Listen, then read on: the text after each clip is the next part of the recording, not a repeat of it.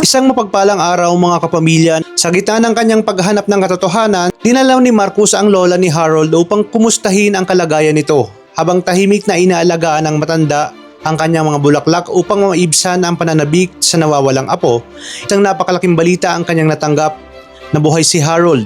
Agad na nagliwanag ang kanyang mukha nang malaman niyang ligtas ang apo niya at kasalukuyang inaaruga ng isang pamilyang tinulungan nito sa isla. Bagamat sabik na sabik siyang makita si Harold, nauunawaan niyang mas ligtas muna ito roon sa ngayon. Sa kanyang pagluha, isang pakiusap ang kanyang iniwang kay Marcus. Huwag tumigil hanggat hindi napapanagot ang mga taong sumira sa buhay ng napakaraming inosente.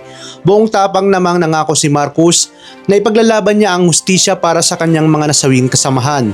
Samantala, nagsimulang maghinala si Lara nang mapansin niyang kapwa hindi nagpapakita sa headquarters sina Marcus at Espina. Pakiramdam niya ay may mahalagang bagay na lihim na pinaplano ang dalawa.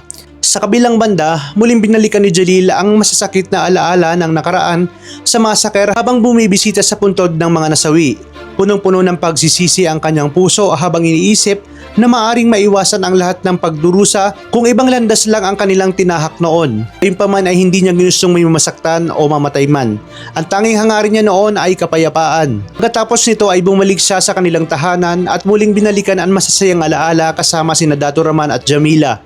Kahit hindi siya tunay na anak, pinaramdam sa kanya ni Dato Raman ang pagmamahal ng isang tunay na ama. Ngunit ngayon habang unti-unting bumabalik ang mga alaala ng nakaraan, isang mahalagang tanong ang bumabalot sa lahat. Ano nga kaya ang susunod na hakbang na gagawin ni Jalil at paano nito babaguhin ang takbo ng kanilang laban para sa katotohanan at hustisya? Kaya naman sa pagkakataong ito ay hindi niya nahahayaang may mangyari pa sakaling may lumusob na mga armadong kalalakihan.